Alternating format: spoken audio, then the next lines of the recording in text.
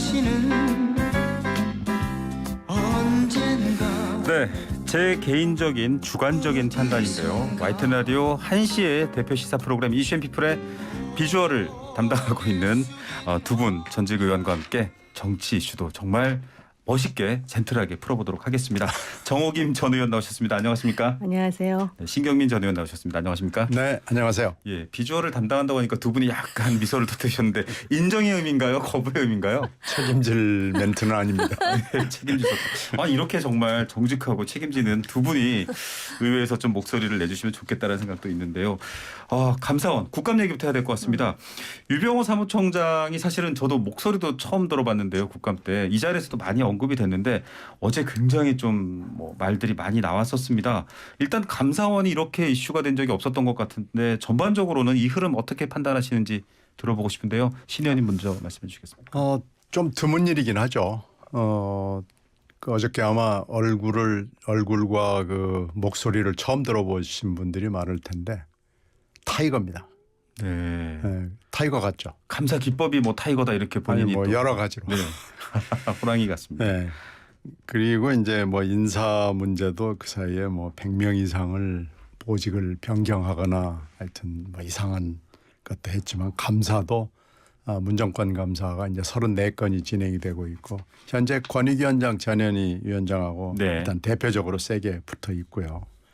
어저께 물론 문제가 됐던 건 문자지만요. 네. 그 배경에는 그 사이 있었던 무리한 감사 그리고 무리한 인사 그리고 감사원장과의 갈등 이런 것들이 집착이 됐는데 마침 문자 파동이 터진 거예요. 네. 근데 그 문자는 아주 짧은 문자입니다만은 그 문자에 담겨 있는 의미나 언론 보도를 무식하다느니 이렇게 한 걸로 봐서 정말로 그 막가파 그냥 막 깔아뭉개는 탱크 스타일의 네. 이런 사람이다는 굉장히 고위직이거든요. 네. 감사원 사무총장이라는 건 정말 막강한 자리입니다.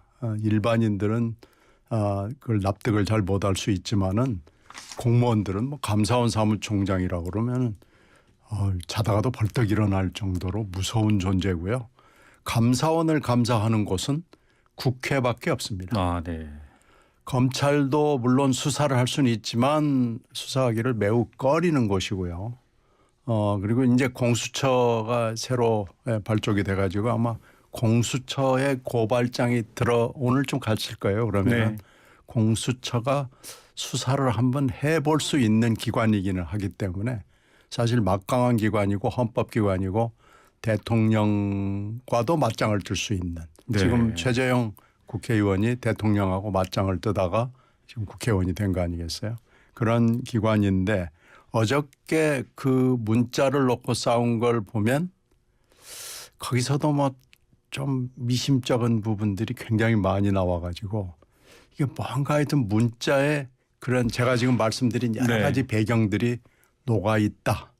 그래서 세게 붙은 거고 파행이 됐고 어저께 나온 한마디 한마디가 다 의미심장하고 결국은 이것들이 공수처에서 결국은 밝혀질 수밖에 없는 거 아닌가 이렇게 생각합니다. 예, 고발한다 이렇게 지금 보도가 오후에도 나왔는데요. 중립성 논란을 결국 지적하시는 것 같은데요. 어떻게 보십니까, 정 의원님? 그러니까 지금 이 감사원 이 문제가 애초에 해수부 직원의 참 기막힌 죽음을 어떤 식으로 규명하느냐의 문제에서 시작돼야 되는 것이고 지금 그 과정에서 지난 문 정권에서 어떤 일이 있었는지를 감사하는 것이 주였는데 이제 그 본질은 다 날아가 버렸어요. 그리고 그 과정에서 어떤 그 적법하지 못한 절차가 있었느냐가 지금 초유의 관심사가 되는 거잖아요. 그런 점에서 저는 굉장히 갑갑한 마음이 들어요. 그리고 이제 여기서 보면은 그 야당에서 실제로 감사위원회를 거치지 않고 지금 그 감사원의 사무총장이 밀어붙였다 해가지고 지금 논란이 되고 있는 것인데 네네.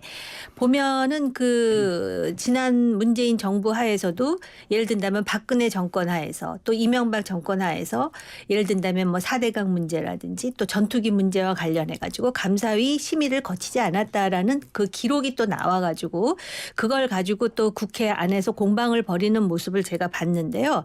문제는 무엇이냐? 감사원은 그런 곳을 그런 일을 하는 기관이에요. 과거 정권이든 현 정권이든. 그런데 이렇게 그 사무총장 한 사람으로 인해 가지고선 지금 그 절차 문제라든지 또는 감사와 관련해서 인사와 관련해서 또 지금 감사원과 대통령실의 관계라든지 이런 것이 지금 야당의 관심사일 뿐만 아니라 아주 여론으로도 지금 그것이 환기가 되는 분위기가 만들어지고 있잖아요. 네. 그 중심에 유병호 사무총장이 있다라는 것이죠. 네. 그 유병호 사무총장이 타이거다 이렇게 말씀하셨는데 저는 고래 사냥을 하도 그 운운해서 고래 사냥하는 사람을 뭐라 그러지 지금 머릿속으로 한참 생각하다가 네.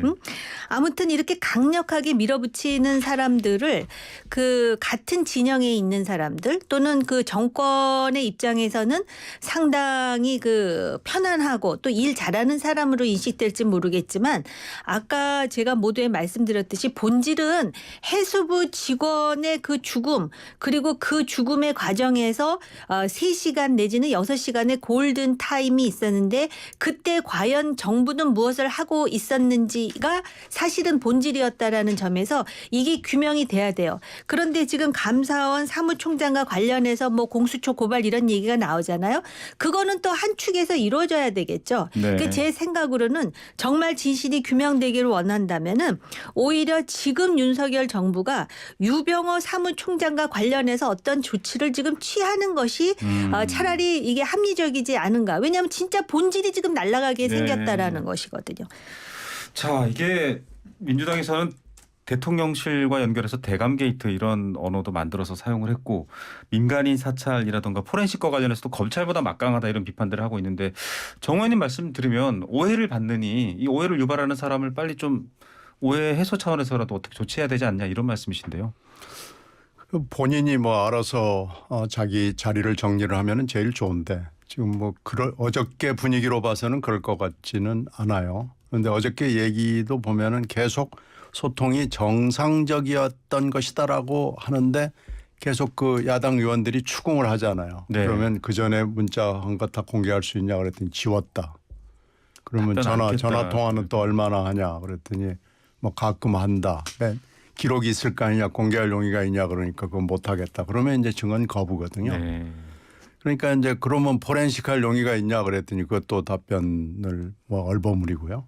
이제 그렇게 계속 뭔가 분명치가 않은 얘기를 어저께 하루 종일 문답을 통해서 해서 유병호 사무총장이 결국은 뭔가 좀 있는 거 아니냐, 약점이 있는 거 아니냐. 그러면서 이제 거기서 슬쩍 여당 의원을 통해서 나온 것이 문재인 정권에서도 뭐 39번 소통을 했다. 뭐 이런 또 엉뚱한 자료를 내놓고요.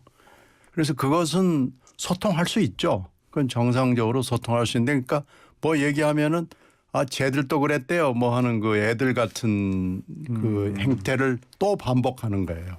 그러니까 그렇게 하지 말고 정말로 이 본질에 들어가서 하고 싶으면은 이런 정도의 무리를 지난 몇 달 동안에 계속해서 일으키는 사람은 자진 사퇴를 하든지 대통령실이 정리를 하든지 정리하고 그리고 소기의 목적으로 들어가는 것이 맞아 보여요. 어저께 예.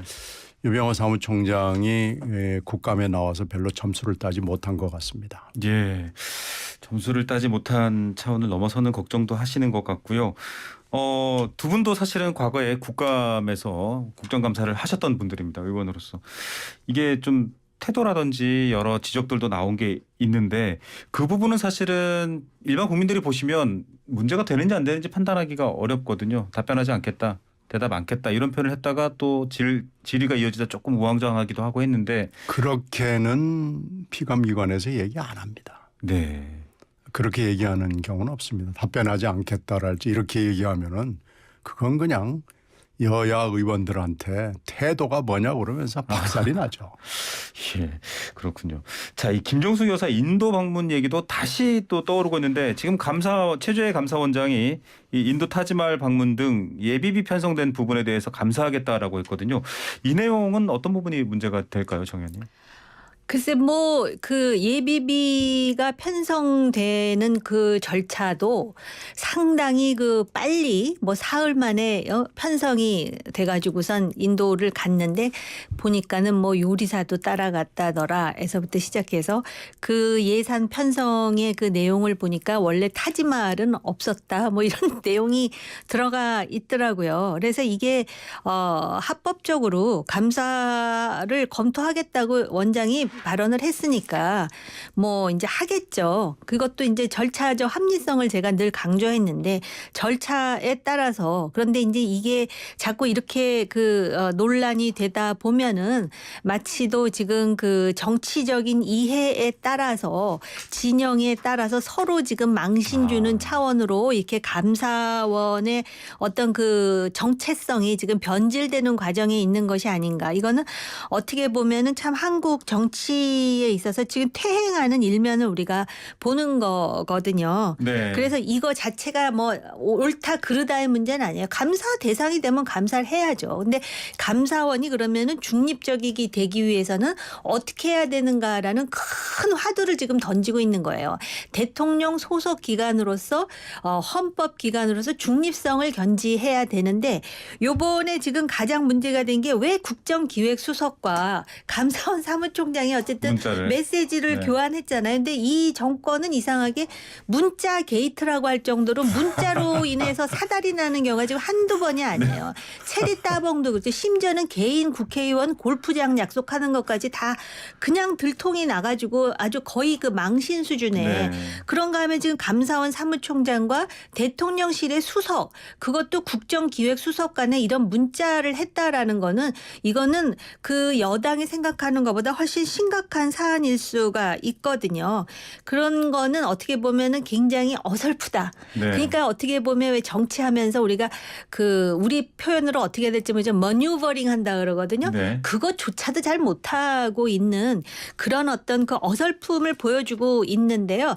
작파하고 어찌됐든 김정수 여사의 타지말 이거 인도로 가는 자체가 여러 가지 그때도 굉장히 논란이 많았어요. 감사할 거면 산뜻하게 하되 여기에 정치적 복선이 없다라는 것을 감사원장이 어떻게 보여주느냐. 에 달려 있겠죠. 뭘 하려고 해도 의심받을 수밖에 없는 상황을 자꾸 만드느냐. 그것부터 해소해라. 지금 신뢰받는 기관에서 감사원은 이미 탈락했습니다.